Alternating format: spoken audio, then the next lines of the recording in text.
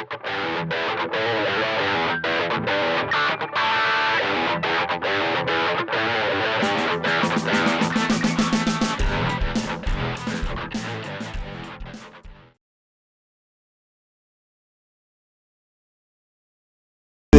Good start from Alistair Bapty. In fact, an excellent start from Alistair Bapty. Still ahead as they get to second gear, but as this, once there's grip for the back wheels of the Triumph Tier 8 alongside him, away it goes into the lead, and Alistair Bapty into second with an MGB behind him, and then the Kidman Rover Solihull Development 3500 into fourth place behind him, ahead of the Peugeot.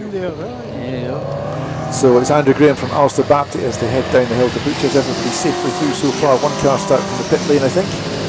Which was the little Fiat Coupe, or if it didn't start from the pit lane, it was severely delayed at the start. That's Paul Bauer's Fiat Coupe, so he's bringing up the rear with a bit of work to do to catch the rest of the field. But meanwhile, Andrew Graham comes up through Clark Corner. Second place is Alistair Bapty. A little bit of a twitch from the Fiat there as he came up through the corner. But this is the least wet track they've had all day so far as they head up towards the hairpin for the first time. The MGB and the Rover 3500 in third and fourth positions, threatening Alistair Bapty, I think, because Alistair Bapty's car is lightning fast and cornering, but has nowhere near the power of Barry Easter's MGB GT or Andy Kinman's, Adam Kinman's Rover Vitesse, both V8 powered cars. And here comes the MGB, and it's a very tight squeeze between Alistair Bapty and the right hand edge of the track. That was inches to spare, in fact millimetres to spare, I think, as Barry Easter though takes second position. And he's also managed to stop it at the end of the main straight, which is always a bonus. But as they head to McIntyre, here comes Alistair Bapty, dive bombs him into McIntyre's, and they exit McIntyre side by side. The extra power of the MGB taking its nose ahead into Butchers, now taking the whole car ahead into Butchers, and Bapty has to lift off. And he's now got problems behind him from Adam Kinman's Rover, which is just queuing up, waiting for a chance to show its straight line speed advantage as they head towards Clark Corner. Meanwhile, up at the front, Andrew Graham's Triumph has pretty much left the whole field. I mean, he's already got about 3-4 second gap by the looks of it. He's miles ahead. I mean, if he builds up that lead like he did in race 1, he can easily book a holiday to Ibiza with him, and a gap he's already got over the rest of the field. But it's still a long way, still 9 laps to go. Yeah, well, 8 laps as he crosses the line now, so it's another lap ticked off. So yeah, he's got a massive advantage at the moment. So, but it's V8 engines in first, second, and fourth positions. Alistair Bapty still managed to keep Adam Kinman at bay, but not. Or is he going to manage this time? Adam Kinman down the inside at Duffus. Alistair Bapty gives him plenty of room, but Bapty knows that he's going to be much quicker down through Leslie's and towards McIntyre, so he might regain the position, or he might just let Kinman go, realising that there's a Peugeot rapidly approaching behind, which he could have a very interesting fight with. But Bapty staying on the tail of the Rover as they go down the dip at Duffers, back up over the chicane onto the back straight, and he chases the Rover down. But it's a losing battle in the little Fiat X19. It just hasn't got the straight line run of the Rover. Andrew Graham meanwhile has set a fastest lap of the race, which is 3 seconds quicker than anybody else on track. Barry Easthill is the second quickest car in his MGB GTV8, but a 68.9 for Barry, a 65.9 for Andrew Graham. That's the difference in performance. Andrew Graham is just disappearing in the distance, as is our view of the cars as the mist starts to come down a little bit again at the hairpin. I can still just about see everybody coming through. The rest of the track is clear, so we've got some mist coming in from the west end of the circuit. Well, let's hope it doesn't come to anything too dramatic. Alistair Bapty now left behind by the V8 engine cars ahead of him, but there's a Peugeot and a TVR Vixen next in the queue behind him, but they're having to work hard to catch him. The Peugeot is that of Stephen Sadler, number 311. Alistair Bapty's lapping in the 1:11, so it's his best lap. The Peugeot's done a 1:10, so it will, in theory, catch him. One car thing also we should watch out for him, Robert, is the number 21 of Jimmy Crow. I saw him overtake 2 cars on the start-finish straight. He's currently 8th at the moment. So number 21, I think that's one of the red machines. Yep, that's right, bright red car. So keep an eye out for him, because I just saw him go past Calder's Ginetta, the 55 machine. And there he is, coming under pressure, I think, or is he making a move? He's under pressure. Under pressure from the Mini there. John Kinman's Mini. Well, in fact, when it comes to straight line speed, the Mini gets left behind there, but Jimmy Crow moves ahead of it. And I think that was for position. Yeah, Jimmy Crowe making up a position there as he passes the Mini.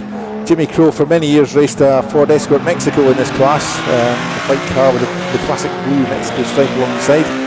But for this season, made the switch across to the Reliant, and it seems to have worked quite well for him. I think it's a car where he's, I think his lap times are a bit faster. It's an outright faster car than his Escort was, and doing well in class results. So Andrew Graham, though, still top of the field, top of the timesheets, 65.417 now. He's continuing to go faster and faster. Sets the best lap of the race on his last lap with 6 laps to go. And the mist rolling in once again.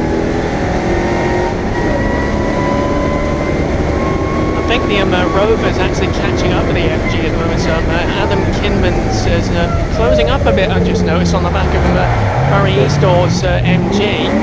So the MG will have yellow, yeah, now, and so the you yellow see flag that. out. Yeah, just as they disappeared in the hairpin, just as you picked that one up, and we've got now yellow flags at the hairpin, waved yellows, and I haven't seen anyone come out of the hairpin for a long time. Well, here they come. I think we've lost Kidman's Rover, because Barry Eastor has arrived at the hairpin, as has Alistair Bapty, and the Rover's 2 places down, so that's what's happened. They've possibly tangled, or something's happened to the hairpin there, and yeah, it seemed to go. I was wondering if anything was going to arrive at the hairpin at that point, because again, we can't see the hairpin at the moment because of the mist. But Adam Kinman now has dropped back behind Alistair Bapty and dropped back behind Stephen Sadler's Peugeot. So the Peugeot is now up in 4th place overall. Tell you what, Doc, at the back. Yes, Duncan. You mentioned that the visibility is just the bomb's just falling out of it and down it's come. Yep. In a big way. That it's not rained for some time. It's not cold. So that's the problem we've got here. We've got this kind of damp mist. Yep, as Andrew Graham passes and chalks off another lap. Still lots of happening going on in technical inspection here. People try and get exhaust off. It's never the easiest thing to do. Yeah, especially when they're hot. So, yeah. Well, let's hope nobody falls foul of the regulations. Now Adam Kinman is trying to pass Stephen Sadler heading into the hairpin. We'll have to wait a few seconds to find out the outcome of that once they get back into sight at the start and finish line. Unless you're at the cable coffee line and you can see better than I can. I'm at timekeeper shed in between there and the Ralph's garage. And well, side by side as they come up to the line, Adam Kinman just ahead of the Peugeot as they went across the start finish line. So obviously an overtaking manoeuvre that worked for Adam Kinman, and the two of them are now catching Alistair Bapty's Fiat, but they've disappeared back into the mist at the far end of the circuit again, so I can't see them until they come back into sight down towards McIntyre. I can just kind of see underneath the bottom edge of the cloud that's just come over us.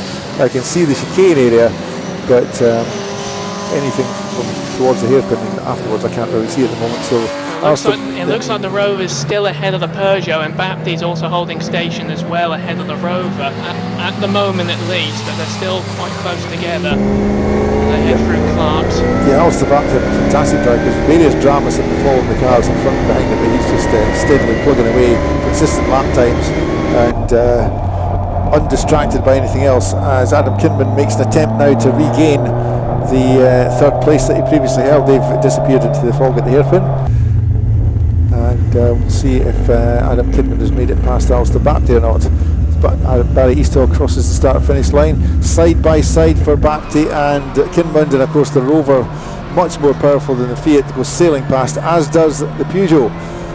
So the Peugeot 205 of number 311 Stephen Sadler goes ahead of Alistair Bapty on the straight there. I'm assuming he stayed ahead as they went into Duffus, but I can't see that far at the moment. And at the far end of the circuit there's some overtaking happened as well, which is lapping of tail end of Barry Eastor lapping one of the slower cars. I can't see which one it was. It was a red one, but I can't see which one it was. Now next car that's coming up behind Alistair Bapty, there's only 1.5 laps remaining, it has to be said.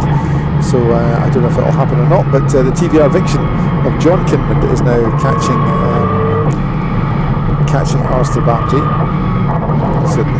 Get my Kinmans right. It's Andrew Kinman is in the TVR Viction, and he is catching Alistair Bapty.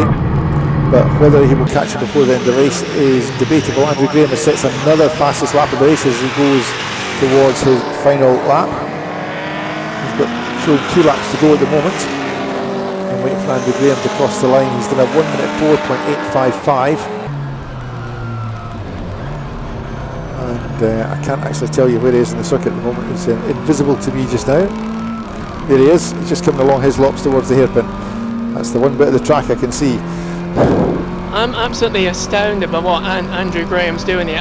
The pace he's showing in that car, he should be entered in Superlap Scotland or Time Attack with that sort of pace. It is just biblical, that pace. I mean that sincerely, because there he is coming across the start-finish line, whilst everyone else on the podium, I think, is still trying to make their way, in fact now, just coming through Clark's, and still fairly spread out as well. Meanwhile, he's somewhere in the mist somewhere, probably down at Duffers Dip. Yeah, he's probably more than half a lap ahead at the moment, but he's been lapping consistently 4 seconds quicker than anybody else. And so, yeah, it's after 10 laps, that's most of a lap ahead.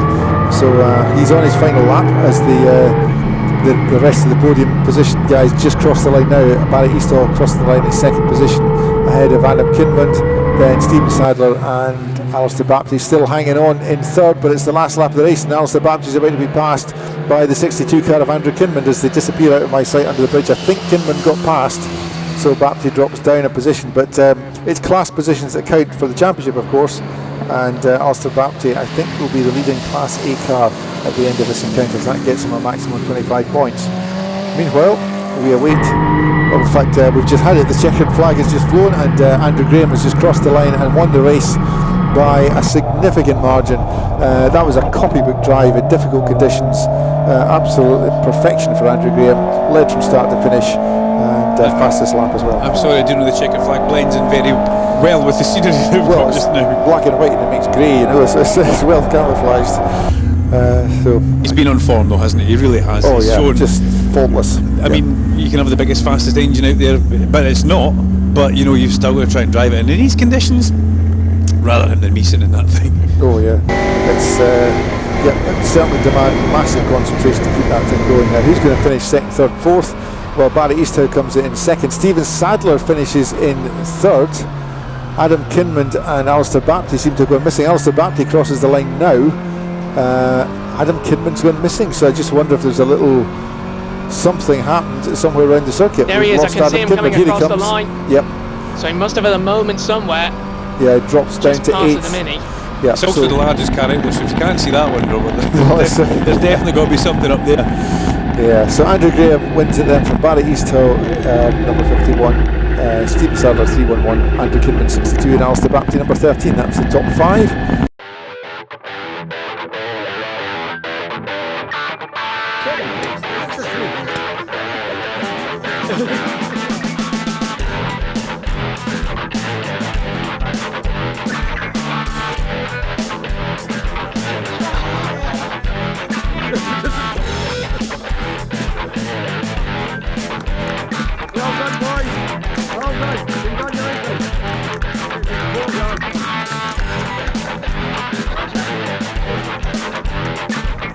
Guys.